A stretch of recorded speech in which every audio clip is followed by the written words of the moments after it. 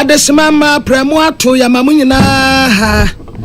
Omemu nsam ne ama awodo so de ayansa aka ne aboaboa no ato din prem tubraka sebo a ye ne etiefuo si hu nkonwen. Utie free peace 104.3 FM so okay 101.7 NEAT 100.9 Nimi ansa was set pass Abeka Johnson Accra and what hello 101.5 FM Wadum Kumasi Ghana man temye dunsia baby out and kain Kasafidie besa duesia miniature kamanonia besa duasa peacefmonline.com GhanaToday.com so abode etiefo benye bia kan de adika sebo mu akotene bini Kani Ghana man peni abede Dr. Laji Mahmoud Baumia de ni achem wadum Kumasi Kani peni kwanche for da gefa no de atodwa wo kire wase eji wo twantro de afa no huntino wo wonsemfo bia wode atodwa minister ya washa communication wonsem so my Ghana mo akasa fa Airtel Tigo hunsensem nensem ni. Someone told you they bought it for $1. Who is going to pay the 3.5 billion that's sitting there and growing, accruing interest? And then we yabekwa humano so ya ne lawyer Bernard Oruedu bekwa kodi nkoma fa na eji ensen sam ya eda emontene so Ghana National Fire Service mpanifo to oboase eden krata atentie pie emontene so awon pache wan ye pa ne chew amro se bedwani ya wogina hode ma de hia wo otafo abato empesua so akirekirem se eja hihie ne ha adwene panti Ghana fo yempe kwan ebetimi esi anokwan Me dealing with a yeja wo Kumasi and Ghana. It needs a multifaceted approach. And then we some pika when yesin konya ya de asom se kasebo yamfa sedama nyumeko we MTN Equita 4G Plus ya our fastest connectivity as our highest internet speed inti choose MTN tebonete eno na babua wetumaye sent me koya da woro mene se amansan tiame kwabena mafo ena gaganto ale de ohene wo kasebo ahene yesin konya kasebo ne de ba be hwem afi kasebo ne munchemu ankasa enie kani Ghana mampani abede akirem Dr. Laji Mahmoud Baumia na abeto dwase wodwani chemo Kumasi wasantemantam nei wakwa piem wadum ya woni dwadifo no gusha wosu ebomu na ye kwa ma no so ye ne yen sentreni se wabrakatu kwa kodi nkomo ye bisa ne se san na si kwasanse na anu fiada Ghana fo yete ha se sania ensem na si kwana anu ade ne papa se wakwa bawie yo apomba kwa de Yangupo ado me ho den papa yada nyame ase nya ne ntia se Ghana mampani abedi akire kane wo ba pro e wo honom san na mu nkire mu sitie yo me da se me ma etiefo awie mu tie PSFM nyina akwa ba e de ba asante mantem kopon Kumasi mu na se de mo to ye no sa na tie em se efiada bi eyeye da bone na no fiada etwem no oja brantam kese pa e na to Kumasi adum the offend is a blue lighter and what despite building no any money a training na asia mana praso masam na pakoye arehu aye ahometie asem na aka hu bi ama kane mampani abedi eche Dr. Mahmoud Baumia wa ba so de nani kroche wisie ba be hwedi siye na edwadifo mo ho akento mo kwa hunyanyam no woni o madi arehu no atechire o mo re na ebra wo ba no akane asante mantam so afo no nya for Simon of them ensan edientre afi Owura Bernard Enchubu asi akotema wuntumi ka ho ene mpanifo akukudan bebre na obedru ya ne pani behwe edom akuku din na chidie ese wani nzo ukatre na ogbo aprofam ya hudo asili nyina na wo hwe edwadifo anu mu din na tina no ma trotro ene ma bi de gutu aka aso a de omo kan say edum blue light ewo ene edidie ye pampanifo chew munyi free yensem otumfo yesro mo monye yempesi edabokro no ntimfa yensa asema yen na yensa ntitro yedwa ebiem na ebro obo apro ni nyina ahwe ye ena Dr. Mahmoud Baumia kasa ye na nesomo do tu jani bi ene se onya na ntie se ejei eyendum so na kofa baye edimo so kra se eye electrical fault na so de wo sro mamfo ne se ade krokotin de baye ne de yenya ne keka na yentwen se Ghana National Fire Service o mankasa no ebe yenhwehwemu no mu wie na de si ye no o ma de tu dwa yetimi atu anamom and also at Dansanya was a study of the phone soon or no more soon. One more me and you among us in few months and the one who did no. One of my yard in a past study at Piano. A Jana was here says Sima Mukim. No more baby to Nabo Mora. Our friends were catch from say. One more come and to my yampa. Now one also dropped some Mahmoud Baumia. One NP Yamano winning in our stage the phone next to one in the BBC Asia. Yana Edia, who are both Yania say and ever. Now someone come and to my young said piano. One performance now one could see a bra. One best says your mother demo view. Anthony about buyer. Next morning to John say and a coy. Anya se we ma ye na se ane won chirechire mu da hodoma odi asom yen ene ye tie fo yen sentro ne se wabrakatu na ma ne bo ne ekotie afi kuma se wasantemantem afi ye pem so de ani akire mu awonsam foforo mu na Ghana hasa ade ba ko etete wo my Ghana ya ma Ghana entimi enyina naso eye katase hye ne proye adwurumdie kankan ya dokro manfo bi sa no komoa ya ka ho asem kosi sanya na se MPP mpanifo ne wo mo hwade a wo mu dwa Ghana fo asom se yada na NDC for time no wo muti opposition gu so na wo mu ye campaign no wo bo shekese odi to Ghana fo nyina enim ne se ne tie bia no nyame ya adom na afi wo mu fro my Ghana benwa kese no wo be hwe se ne be ya katase hye ne proye dwumdie kankan ye betumi atutu ase na wo kan ne se wi nyame ya adom Ghana fo ye se one logo ya line ya kwa akoto abam ediama NDC ntisi ediama hyase adwuma no wo mu boni kitipa nya asem kuma enu ada Ghana fo ye te wo ye nke bi hye beto odwa se ban lawyer ni penny Dr. Dominic Ayine wato ne buase atonsa France ntwerofo se wo wonsem pi na opese wode tudwa ne edi kan abrante akwabna edubu ahe na ya kye ne na amanfo nam krom ase toto wa monsai ena kire se kane appointees no NDC ban ye ta wo mani ena which ante na ekoso fan na ose ya na mo ya na moti asem a montum ebuase embisem mo ma ye ma mo nchirechire mu kane Director General Edma National Signals Bureau munim Ghana force yetu mu kenyina ehwo asem woto ne buase akirechire mu na sansem we Ghana force yetu mu kenyina ehwo asem woto ne buase akirechire mu na sansem we ni P90 ye kwa ma no so ye ne anti corruption crusader vitus azim ekwa kodi enkomo ye bisa ne se NTM pempen so ye duro yi ene se nya de bia da ba bia betena so a ene Ghana kofes no ye bo ho ban na so entwa so won be sori akwade na sikandie bebre na wo mu edim opani awie ye mu akwa ba ade ba ye kase bopono so. Good afternoon. Yo apon ba kwade better. Yo ye razim wadama wo hwe katase hye proye dwurumdie kankan ye ekoso wo my Ghana mu a ti anya bi ebetimi etu ase ani. Madam, you know that I cannot speak. Okay, thank you very much for your time. What I'm asking is, based on your experience in fighting corruption, what do you think is the root cause of such high profile scandals in the country? Greed is number one, and lack of political power to fight corruption, political will to fight corruption. So greed on the part of those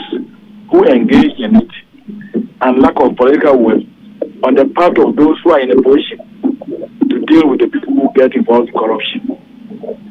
Those are the two main issues. Because for fighting corruption, you must make it unpalatable, unproductive, unprofitable. But if you can take money and nobody will do anything to you, more people will continue to do it. It will lead to impunity. So, do you think Ghana, as a country, do we have a political will in fighting against corruption? We don't have a political will in fighting against corruption. And it's even beyond just not having a political will. But we ourselves, the leaders, being patriotic, thinking more of the country than of ourselves and our appointees. That is the main reason why we cannot succeed in the fight against corruption. Because even those on the top who are supposed to help in fighting corruption are sometimes themselves even mentioned in corruption allegations. Can you tell us some of the reforms that you think or you believe in that we can use in fighting this corruption? The Ghana has an anti-corruption, national anti-corruption action plan. And it lists three things. One is public education. You have to educate Ghanaians to know that corruption is evil, it's harmful to the country and that we must resist from it. Then preventing it. You must put in place the laws and the institutions to seek to fight corruption. For me, we have got enough laws, we've got enough institutions to fight corruption. But the third part is promptly investigating allegations of corruption and acting on the findings, sanctioning people guilty. And that's where you make it unpalatable.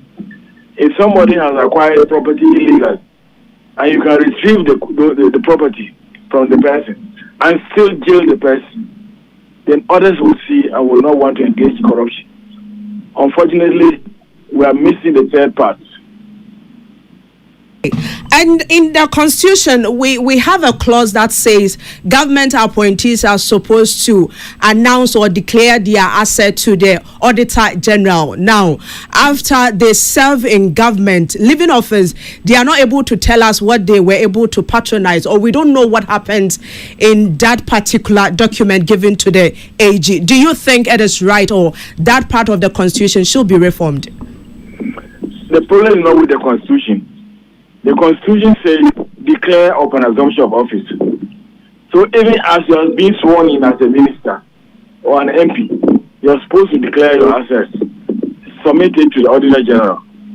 Then when you are leaving office, on January 6th, when there's a change of government, you are supposed to declare your assets to the Auditor General. So the problem is not with the Constitution. The problem is with the enforcement. What do they do to you when you don't declare your assets? Nothing. When you declare your assets, who looks into it to see what you have declared? You can just come in and put that you have declared you have 20 houses in your asset declaration. Nobody has opened it to see whether you actually have 20 houses or not, and to follow up to find out where those 20 houses are located. So if at the end of the tenure, they open it and say you have 20 houses, I already have 20 houses before I came in. So the problem is not with the Constitution. The problem is with the authorities, those who are supposed to enforce the law. Even the Auditor General doesn't publish a list of people who have declared their assets. He just collects them and keeps them, which is unfortunate. Mr. Vitus, a cross-section of MPP members are accusing the AG of being witch hunting in terms of the former government appointees going to their houses to raid their houses. Do you support them? I believe that the Attorney General has got enough evidence, at least enough information to go after them. If you are not a witch, no witch hunter will come after you. If you are not a witch, you will not be afraid of witch hunters coming after you. I don't see why the NPP people, especially the majority leader, should always be organizing press conference to defend his colleagues who have been accused of such acts. Let the people, individuals accused, they have their lawyers, let them defend themselves. But this is not only with the NPP. It has been happening in the past. When an individual appointee is accused of doing something wrong, you see the party leadership coming to defend the person. Even sometimes we're asking the person for his or her side of the story. And that is why we are failing in the fight against corruption. Let the individuals defend themselves. Let the individuals get their lawyers to defend themselves. Party executives and government appointees should not be the people defending them. So I definitely don't support NPP. So people saying that it is witch hunting. The Attorney General has provided evidence, reasons why he thinks those people should be prosecuted. Let him go to court and see whether he can prove it or not. It is not enough for you to come out and be accusing anybody of witch hunting. So are you saying the press conference wasn't necessary? I haven't said that. I said that the press conference was to tell Ghanaians why those people were arrested. It is necessary. In fighting corruption, you need to be transparent. If you just took these people and went and put them in jail without telling Ghanaians why, then of course the NPP people say, you see, we told you that they are witch hunting. But the Attorney General has told us why they were arrested. So the press conference was necessary.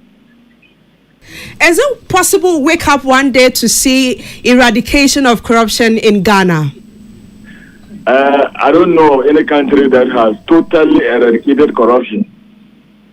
even this one, the Scandinavian countries that are doing better, they don't score 100% out of the corruption perception index. We might be able to reduce it, but as for scrapping it completely, I can't foresee it in the next 100 years, at least not in our lifetime. Thank you very much for your time this afternoon. We do appreciate it, sir. You're welcome. Have a good evening. Yourself too. Entiabusia anti-corruption crusader Vitus Azim ne kwa ahoma no so a ye ne kodi nkomo se ye hyase na twi kasantina ano no ayedena ase komfo yire tu wo ba abrofo no na ne ye bra ye ho ase cause brofo de ya na ye ka UK brofo no bebem kakra enkomo ye di nyina da na nsentem sania NDC abamba na afeso wani a yesusu se katase share ne proye dwum de kankan okọ na bantu de nka me bone tofa yonkom ma menwie na wa ba abechirem yansa ka lawyer ba ko wa binye pa efeno lawyer Bernardo Redu na enra de na ogusu a wo kan ye press conference ya Attorney General ye edubo ahenom so kura de wo mu enyi anu aba Abrantie ba kokura ye bono so bo aye frɛ no Solomon Asamoah no ono so kura de krata aba said the Attorney General ye nyina no ase wa pepre no hododo na lawyer Radi Asumdie nka o minia enka won so amema wa ha yo ya je wo so ayi ane da the Attorney General ye ane nkrata afei ba ko obo no sobo de aba wono kra wo se onwane ye said the Attorney General so adwane hye Senegal onwane okoye na adwuma na ekwabena dubu ahin so said the no wono so ebo no sobo ofa wono so de ntiremu aba mu amaben wo emra mu se no mutie kira mu hu ne sen yo me da say awete for ha in fact ne Attorney General ye endran and say Attorney General bi ye kan omrem bad president ye senator and say it because me na ne dika Attorney General organ no or ye both Attorney General and Minister of Justice ye can the Attorney General Minister of Justice I just don't be a fine lawyer oboko edu and on one so na hwe atentene nso e wo kropa into bibia of patent men no many Attorney General na sa Attorney General ya press conference no twen send bia okandia na me to say want to me Minister of Justice because o sure dubu ahim de na o ye first mrebu no o show bia semwa of the suspect obo no cred now the no na wa ya obo no cred na court tie na so oji edu bon tuma na wa be convict na court be sentence na na so sentence no we nyina undu be bia afei na nipa ni suspect wa wo to go share the new na wo sam bua no for dia na chese wo ni dubu ahin ndi ni opere hundu as assembly be sentence wo ni be bi o ya na even atemu adwuma no kwa no o de esha ebi tom so certain na open it is an ese wo if you don't some can say Ghana in your court anyi it is up that way nyina ide now because say we be comot 25 years or per crown run it not ni enka na yent spa e chese wo bunufo enti no when you attention ni everyone e say wo hwe na attention ni e koso wo mem enu ti na mem enye esa e so bia e twabium anate ye trampo and say you because NCA na obaninka bi nso beka se na wotata wo mu nso yenim ade a wo mu aye enti wo beka ade wo mu aye se wotata wo mu a nkanya no ano no ana almost it's na waka near no what creative impression e wo Ghana system and they baby adubuan ni o ti anti ni o ti enso enti ni yo bon chemu nso bia no banti ni na kofa otan ene o ha gaba adubuan e bia nyo no nko ato ebeto dwa se ye ya se wo ene ya tewa yɛwura ho yɛ ho sɛ tam sɛ ate wa mobra ate wa mobra bia nti ebi kura ya sɛ kwaka wa no aduro wu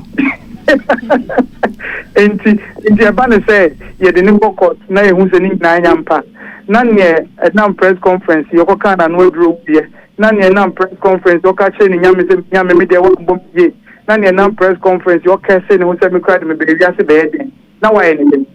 no amount to sopa amman so anything na yɛgidi said there be na esi enra ne de ense pato general bia etwa so eyesatum it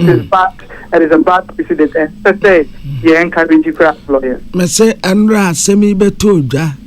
apa ukofi a unya aso o na motete ha na mo nam fofo hwede o mo ye na mo de no ansem akwa abasa mo nsabum na adu na yesa de odi oba wiase be ye de ni eza na ye agi mi ko mu ni bi asem bi okozi uni skabu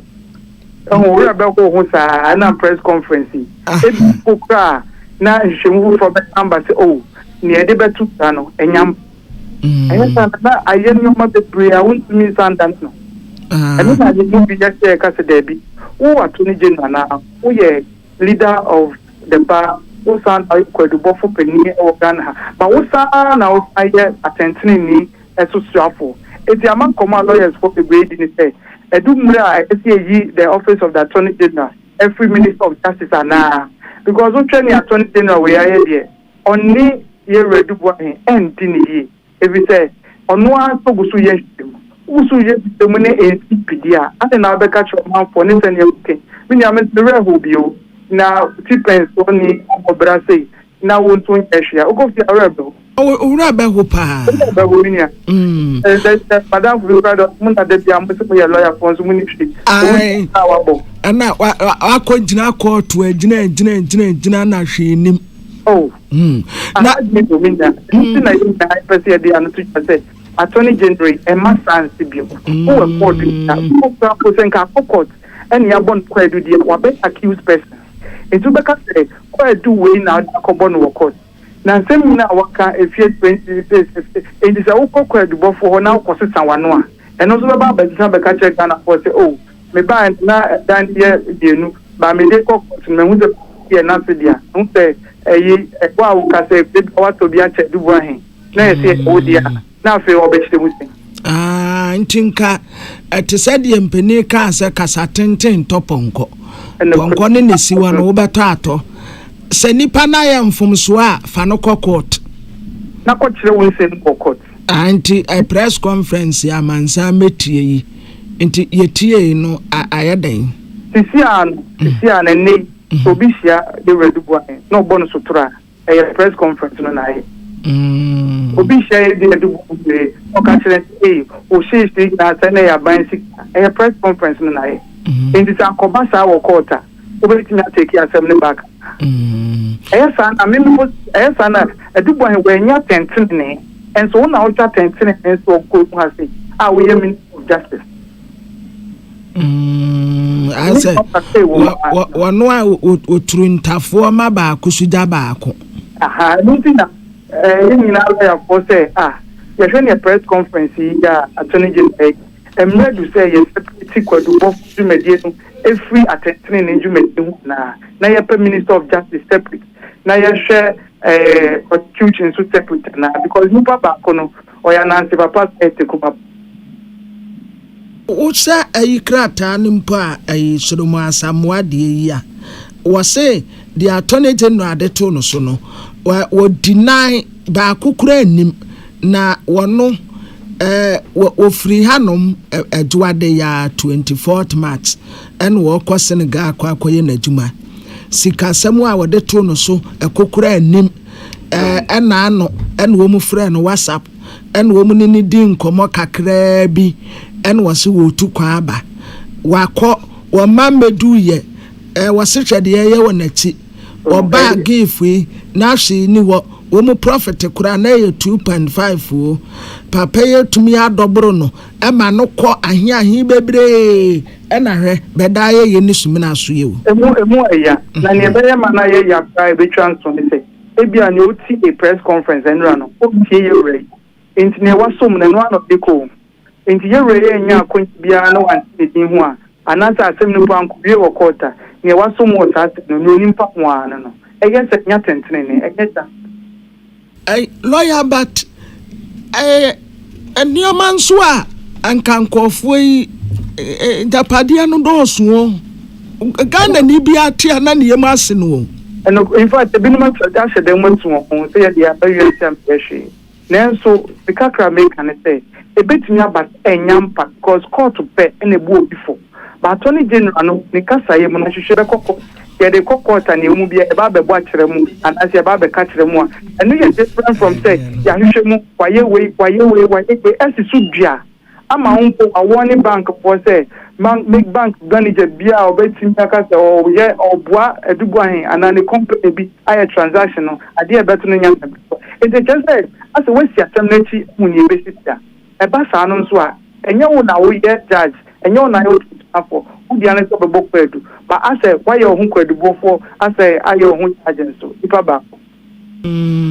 lawyer we dia kami jawa mu akona ba kubi anopei antisana me what ya mabone mapena wa masene me mpaboi sempre ankofo hu me kurom ne ya me kwabra hwayefo ye betum ya me bisa me baby amenya me dressing free one no be random who find say can be assessed personally to determine then e be obesity ho eto enti eno de anaba ho kwan se betia e show what those way dia yeah so personally ni enhwe o source of income ni enhwe so utia o source of income contact eno de e 12 for omo dia no omo so be you friend personal assessment omo ho kwan se omo be your personal assessment enti GRA wo sa kwan ne se wo mutu sa na mo no ho but why Ghana was said yes, I told you I said yes. Young Ghana for no be I said yes, the team flap of them and not them and Kucha. And into Nigeria, they will say, oh, I see Brack of the month for that shame with you. I just say, piece of trouble soon 1 million a month. But nearby, I see a Hano 200 into the Bayo assessment. I will buy information from you. Say a show or tax out to an essay 2 days. Because we will be on into attack 2 cities. I don't think this shut out what you will. In the personal assessment, it can be done by the GRA on any other person. Yeah, my birthday party no anka me be no me twem manyan. But your invitation we nya binti. Mo de na ye twa na ye zetimi ababi. Watena nko ya be kaza me to nsafra mu nyina baabi.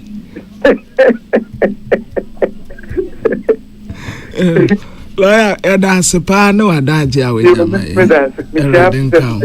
yo etfo joso lawyer Bernard Oredu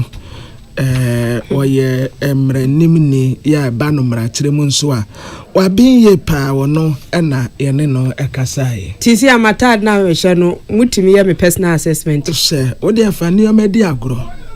remember be befu akojira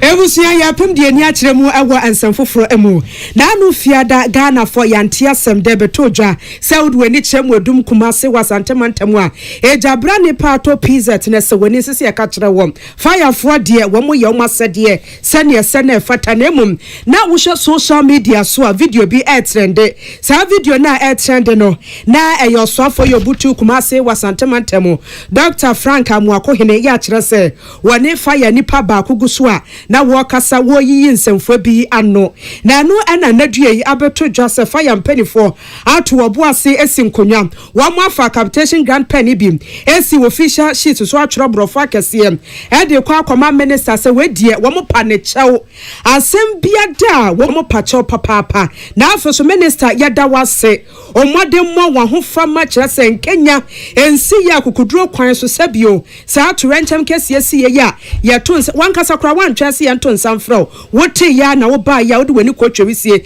ebe hwe sane asi ekonom ya da so gina so kase ye pawochew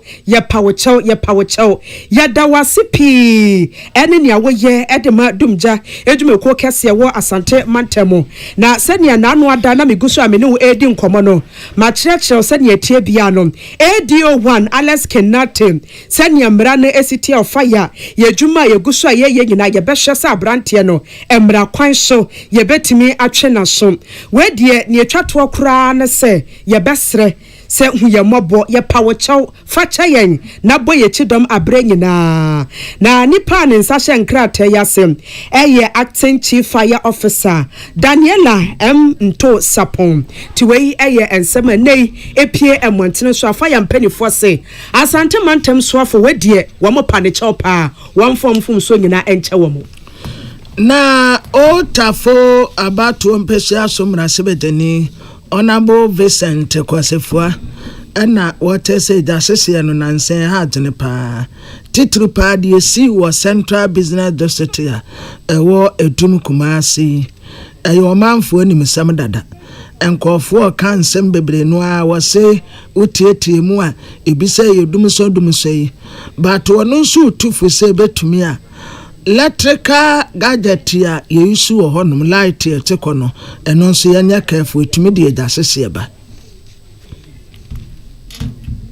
Ewo normal bebre and a deba. Meaning say the planning system ewo various local assemblies no a big problem so mine. Say you bet to me deal with a yejasheshe wo Kumasi and Ghana. It needs a multifaceted approach. We obey me akacho say dumso kahono no wonyina so and I also believe it because when you listen to omo adiana kasa form hono the passion and the emotions omo de kasa echere say dumso kahobi. Ne mumne dumso nko a we as a state and as stakeholders of development, I was here share the planning said yeah normal year. If you say yeah new year, say also we do some poor just share to us because that is just one aspect of the problem. So as a nation and as a state, we need to work on ourselves. We need to work on ourselves. After majority ni minority for a warm rasebe fie. Esese entempeya womude ko emrasebe de fie na womubobo hu eton safre Minister of Interior eba se ekwa ba ne yebefa so a yebetumi aso sa woye ne ya no fire service fo ya womu ho no sei eba no akade sei ga to ba bia ahoma tenten ba akopei ya na no dade bi etua wo no eno anse womu yine skills bia nim womu ni equipment bia ni abefo BBC a womu betumi de adum jei womu ni hwe ti yemfa mra sebeje fie yeni hu abobo ni yempe kwan befa so a yebeboa wodum jei aduma yefo. So all of us should put our hands together, all hands on deck to be able to deal with this menace, to be played by everybody. We are just failing to do what is right. And you say you name the OCA, you jano, yan planning ye. And when him say Jatom Sisi Akan Timinko, the idea ben Abaya, Jatom Sisi and Yabet Miade, Abakuduno. The fire service needs a helicopter. Obakaya, the past parliament around December, Sorino, the Kasa Ghana forces from Krampo helicopter, Musu Nyan, Tiosia Kutobi, and this Force Debbie, and you so much about parliament freedom aircraft and but that is okay. Say Ghana fire service for helicopter no see a pemo say the bay are places that cars cannot and as a fire service vehicles cannot enter. We need to help them to be able to get it, and it is about parliament we will speak in support of it. Dear yet is or Kaseye o tafom rasebeteni Honorable Vincent Kwasefua yenia Abdullahi Dasmani na ye humekase boy so aba na ye ba Professor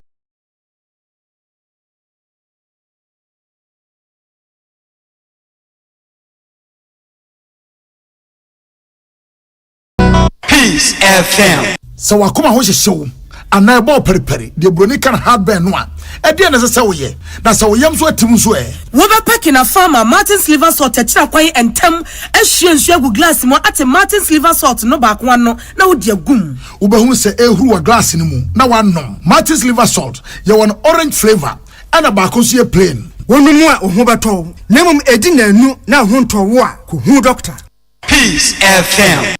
Tune it in, turn it up, Peace FM, and rip off the knob.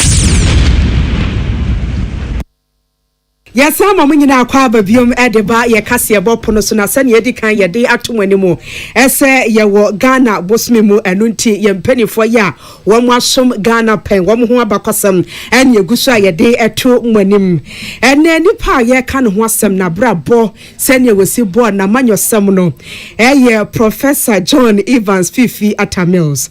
ya wo no July bosmi ne de toso eduno baako 1944 na afi ofrimu July bosmi Neda etoso eduno enai 2012 na woye Ghana amanyoni sanso eye wobi a wabene ewo emremu Ghana ye ka mampanifu abetina konwa kese no so a na wotoso dubaako 2009 ekosi 2012 January boswe ne de toso enson 2009 ena empanifo ya mamrene amania yetime ede ne toka konya kese no wani pasa be na wone ne epem so eye kane Ghana mampani nana adodanko akufuado 2008 no amfa mano na wasanso esomo se Ghana mampani abedi ekire 1997 ekosi 2001 ewo ye papa Jerry John Rawlings amemu pen eso na wakopem so bia enyade efa ye ekire ene beto dwase wobetena wo my Ghana benwa kese so se mampani na yenhwe na brabo ebra ye de wo no ne bushia wo firi musuku a wakwai ye John Evans Fifi Atamils ya wono July bosome ne de toso eduno baako 1944 ewo takwa eno wato ye mantemu Ghana na ne papa ede John Atamil Senior na we chirecheni wachradie ewo Commander Teacher Training College ena ne maame ede Mercy Dawson Amua me pa chosha ne mani nyina wo mu na yese wo mu ye 7 na emum yewura Atamils wono toso mienu a wosanso ye bema na wodikan woye fantini okafanti kasa papa ye na wofri ekunfi otam eno ewo Mfanteman East abato mpesua so wonfinfi mantemo primary school ne middle school a wokoye de Huni Valley Methodist Primary School na afi Commander Methodist Middle School wowie na wodine ni chiremu a Chimota School honom ena wobetoa so O level certificate a wonya yenom eye 1961 ena 1963 Watoa so kopie mo University of Ghana Legon honom eno benya Bachelor of Law degree LLB na afeso Professional Law Certificate 1967 Yera Mills kosua de wo London School of Economics and Political Science honom eno konya LLM na afeso empenifo chese no de wonya 1968 ni PhD no ewo law mo no nyaye ewo School of Oriental and African Studies School Law eno ehye Federal University of London ase ti eja nia wobi wo mu pa eye taxation senia yejeje to na afeso senia sikasam enwo hihye esi etie 1971 sabre no na wenye mfishia eduno enson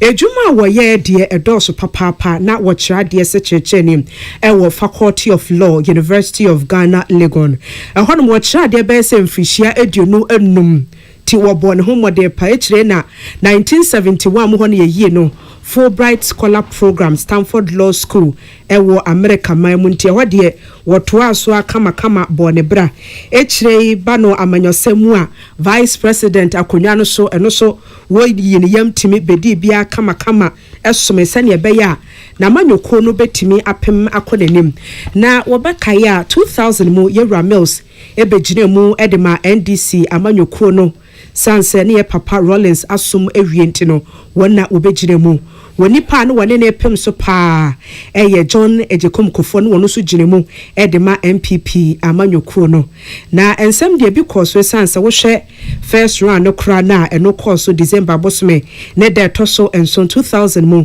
Yera Mills enya 44.8% ema ne wodi nkonim eye John Ejekom Kofo wono enya 48.2% 2.4% ya na kyerɛ sɛ ne tie bia na wɔ second round etimi kɔso bibia kɔso wano ekyire na beto dwa ɛsɛ John Ejekum Kofoɔ 2004 mono wono ɛna etimi edi nkunima 52.45% wotimi edi enya na wɔtwa so ne Yewra Mills ɛbɛhwɛ o my Ghana sɛnea yamanyosɛm esi etie epem kɔ n'anim akɔpem sɛ wɔne kane Ghana mampani na Nado Dankwa Akufo-Addo ekɔgyina wɔ kono ano saa brɛ ne deɛ Yewra Mills enya 50.23%. Abra kane Ghana mampani Akufo-Addo enya 49.77%. Na ebra na wo ya mambre ene amane na afi wo hwai January boswe ne de toso enson ewo mfie mpino ene enkron no yentie senia sorry ni enjumedie no esi ekoye. Ye boy ye humade si ebetimi enya Professor Mill senior sorry ni enjumedie no course January bosme ne de toso enson abra na empanifo ya amamre ni amane na afi ne to ye de aka akonwa kese no senior esi etie yenkotie. Madam Speaker, to pay royalties to the MP. Yes, it's so. Now you are calling me.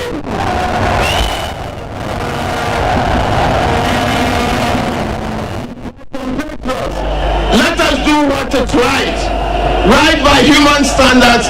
and right by divine standards. And let us pray that God continues to bring our homeland Ghana and make our country even greater and stronger. May God bless you all. Thank you. Ebusia enia yekotie kane Ghana mampani ya wenya ne baby eko John Evans Atamils senia eja atiasefo ntie wo fota kyerema empro de biada senia woto ne boase de tu dwa kyerɛkyerɛ mu kama na ɛfa ne sikasɛm bra na wɔyɛ pani Ghana mampani wɔ krom ha no Ghana woto ne boase hyehyɛ nneɔma yie ɛma wohu sɛ Ghana single digit inflation sɛ nneɔma bo nhyɛ da anyɛ de ne bebre senia nei yɛtimi hu na abɛhu sɛ inflation ko n'anim no saa bra ne de na ɛwɔ fam pa wɔsom yie ɛba ne sikasɛm ɛne emu entotoye ɛba ne toagye ɛne ade anhyehyɛ bia de sefata ne edimu sɛ obetimi ayɛ na wɔ my Ghana etimi egyina na so titiwo ɛne sikasɛm no wɔyɛ ɛdemaye na ɛwɔ 2008 ɛna Professor Mills to ne boase kyerɛ sɛ wode wani kyerɛ mu Cape Coast no wɔ fifi mantam a kɔtɔkraba market no sɛnea ne tibia wom no na ɛnyɛ krabɛhwɛ wɔka ho asɛm sɛnea tie bia nyame yɛ adom na afei wɔbɛtena akonwa kɛseɛ no so sɛ mampani a ne tie bia no wɔbɛyɛ nsiesie nti wɔsrɛ sɛ wɔne ɛwɔ amanfo ama so titiriw ɛne China man no wɔn mmra na agya kɔtɔkraba market no yɛntimi nsiesie ɛwɔ Cape Coast na baako wɔ mu a Ghana fo yɛta kan ne pa wɔ mu ɛne sɛ emre bia no wɔte ase atwa mu kɔ customs officers no wɔn te hɔ no mu awɔ Temaport kyɛ sɛ wɔn anka bia hyɛm wɔn hwɛ yɛ a enye herere kra wante se bia siren kra abo na ebia wu di sika na se wo kukuru Ghana sika o de hye o briefcase ma ope bi dia to wan we obi ante ho hwe wo mo hwe ane se prof na ababedu hono mu a wo na sema wo ka nyina ne se enti mutia pa na katase hye proye jurumudie kankan adokura amanfo no enti mu hwe ye mamo eno sei na prof de tudwa. I'm really upset and I think that I should let you know. I was waiting for the Anas video to be shown, and that confirmed the reports that I've been having all along. Officers of customs, you are Ghanaian citizens. You have to help us to build a better Ghana. But if this is the kind of behavior, this is the kind of attitude that you have, you are not helping us in any way. Indeed, today, I came to express my disgust and my revulsion at the way some of you are helping to erode the benefits that we are making or we have to give to our people. You are in charge of revenue. Every day we hear reports about malpractices, people collecting bribe with careless abandon, people who think that they are entitled to take bribes. How can we get rid of corruption? I'm not saying that nobody should appreciate the work that you are doing, but when you make it a condition, somebody should give you some money before you perform your duties. I've known Customs for quite some time. I was Commissioner of Internal Revenue, and the Anas video confirm the fears I've had for quite some time. Look at yourself. I want to talk very frankly to you. Somebody joins customs, 2-3 years, the person is putting up a building. The person owns a car. In what organization will it take you 3 years to build? And it is not the exception. It is the rule. Very often, my Minister for Finance is worried about the fiscal gap that we have. And your duty is to collect, to display transparency in the way you operate. And I'm happy with the initiative that General Midday has taken. And I give him my full support. If it means changing all the people in customs, I will do so. Because we do not owe anybody anything. But I know there are good people amongst you. The good people should be influencing the bad ones. Because your reputation now has been soiled. Ebusia ani a yekotie wono Ghana mampani dada wenyane baby eko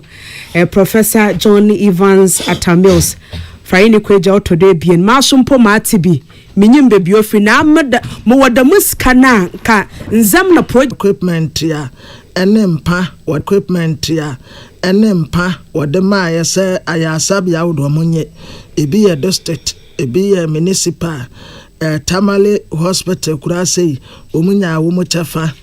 eba no health insurance scheme nso a eno so ayire no ho tretre no nkwabe ma no kosoro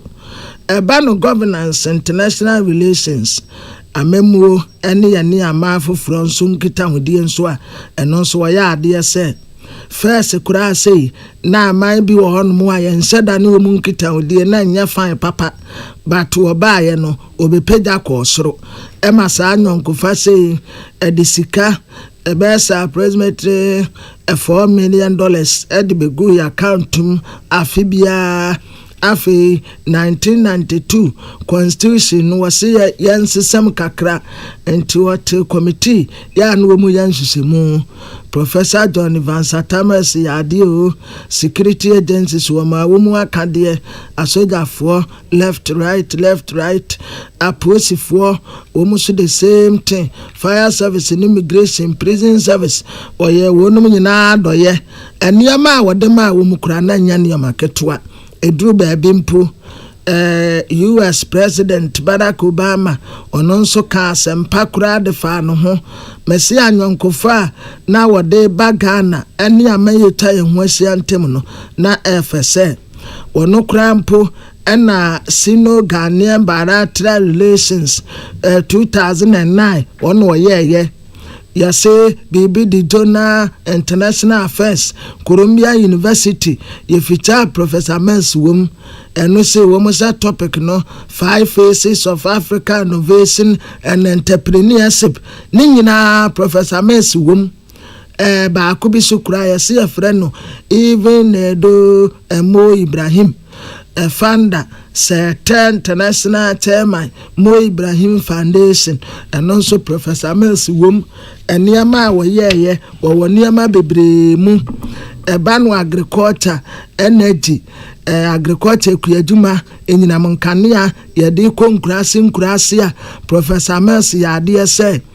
amantem yense wetifi mantem dantam na eyetre northern regions obi anya ne chefa bronga hafo voter omunya wo mu chefa eno kura sei yetumi peja ya ekwanim se first na koko tons nesha na ne bo kura is approximately $1,600 per ton Professor Messi abreso ene obe peje mu kosra emekuafo asitere mu ye kama ono ankasa ne personal life de na ne yire eye maame ye Nestina na adu Mills ni boche ene yetade frɛ no maame ye educator obi a waben wa adesuamu ne ba ene Sam Kofi Atamils na yesi eurezi no Protestantine etrese oye Methodist ni afi Thomas Utemes Junior onso yesi ye ne busuani TB Joshua ononso no ye ne sofo ono ye a Church of Nations of all synagogue no Lagos na nmu okra yi mwanimsem dada okosra no papa so kra no obaha eno na no mu se wadane cast one prayer camp one wo bom paye no ni nyina ono TB Joshua ese ne ho nkom ansa na kra wo ba be di president ni nyina ono a Oya Sports Administrator, Ghana Hockey Association, National Sports Council, Ghana Olympics Committee, Accra House of Folk, hockey, and swimming, na and hobby. Oto nsuomu a ubetumi adware afritira akotre ubetumi ado suko fritira sande abaha veteran hockey team ebno oka ho a efribra oto ananam wanse edo osaba ye board member Edma Accra House of Folk afe ne team nso a na wo support pa Manchester United free bra free way Manchester ntumi nyina na so bio na Professor John Evans Thomas ensem bia okeka ya yebetumi dia kai no ebinie our economy is resilient. Madam Speaker, when you are pronouncing such figures in billions, and I want to remind you that I didn't even know how to translate them into OPPP. There is this thing going round that you are working towards the removal of the Chief Justice. How true is that rumor, and do you have any such intention to work for the removal of the Chief Justice? Thank you. Please stay where you are. Look at my face very carefully. Listen to my voice. Do I look and sound like a cat hunter?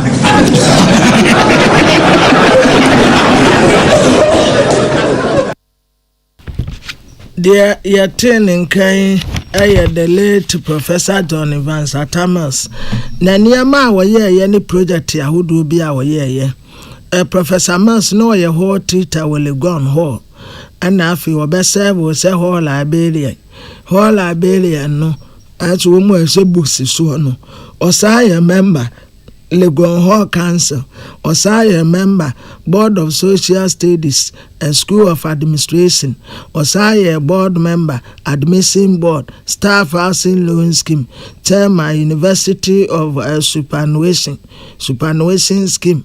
Afi activities ya wudu bebre wanso a ode ne ho jimu. Ghana Stock Exchange Council no aka ho 1988 obeye internal revenue sometimes ana ne yefre no acting commissioner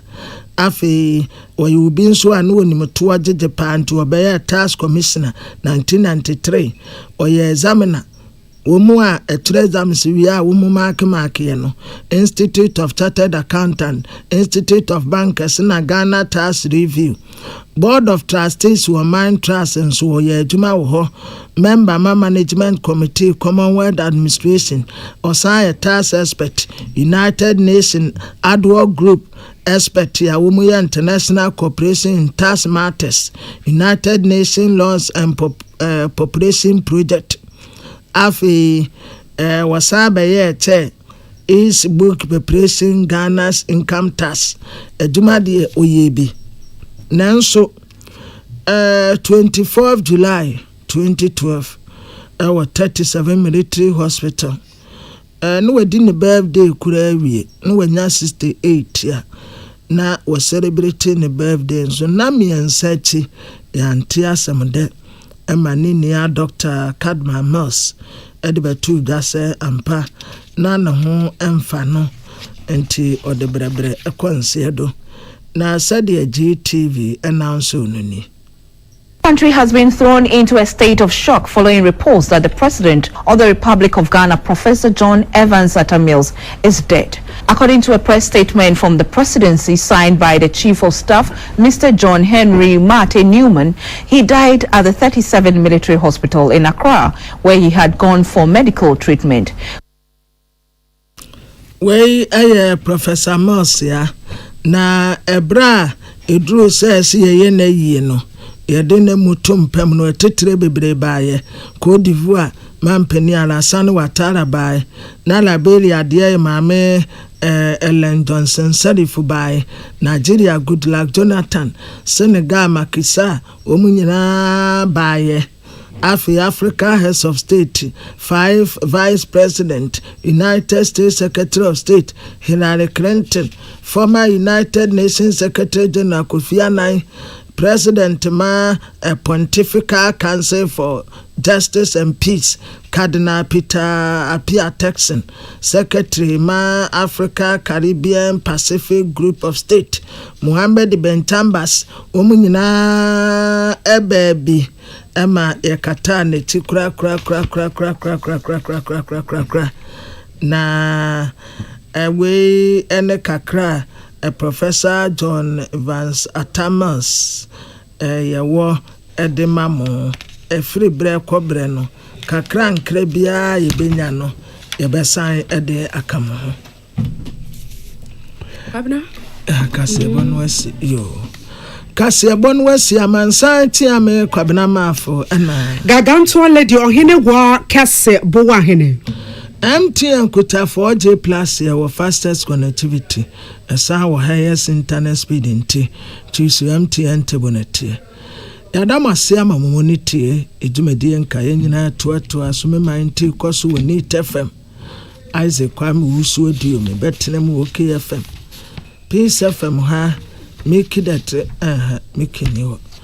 DJ Young Boy ana wotenemu entertainment kwesi aboaje enso ebeje na kunya abusuafo yadamase. Tune it in, turn it up, Peace FM, and rip off the knob.